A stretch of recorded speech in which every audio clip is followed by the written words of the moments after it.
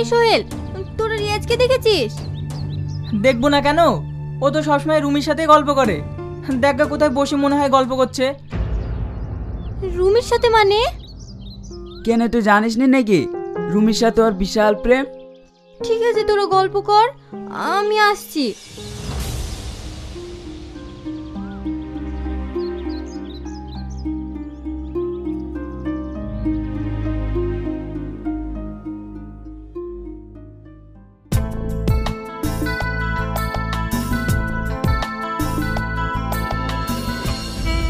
রিয়াজ, তুমি এখানে কি করছো? তার কৈফিয়ত কি তোকে দিতে হবে নাকি? হ্যাঁ, দিতে হবে। তার কারণ? এই তোমরা চুপ করবে? আচ্ছা সাথী, তুমি এখানে কেন বলো তো? আমি এখানে মানে আজ 2 দিন ধরে তোমাকে ফোনে পাচ্ছি না। কলেজেও তুমি আমার সাথে কোথাও দেখা করছো না। কি হয়েছে তোমার? তোমাকে আমার কোনো প্রয়োজন নেই, তাই আমি তোমাকে ফোন করিনি। প্রয়োজন নেই? সব প্রয়োজন মিটে গেছে। হ্যাঁ, তুমি কখনো কোনোদিন আমার সাথে দেখা করার চেষ্টা করবে না, আর আমাকে ফোনও করবে না।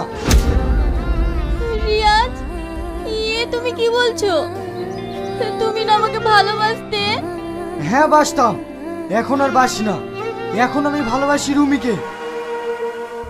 তুমি একটা কথা মনে রেখো, এত বড় অন্যায় আল্লাহ তোমাকে কোনোদিনও ক্ষমা করবে না। সাথী, তুমি এখান থেকে যাবে? হ্যাঁ, যাবো, কিন্তু তুমি আমার সাথে মানুষের মতো ব্যবহার করলে না, ব্যবহার করলে একটা কুত্তার মতো। তাই আমি বলে যাচ্ছি, তোমার যদি কোনোদিন বিয়ে হয় একটা কুত্তার সাথে যেন হয়।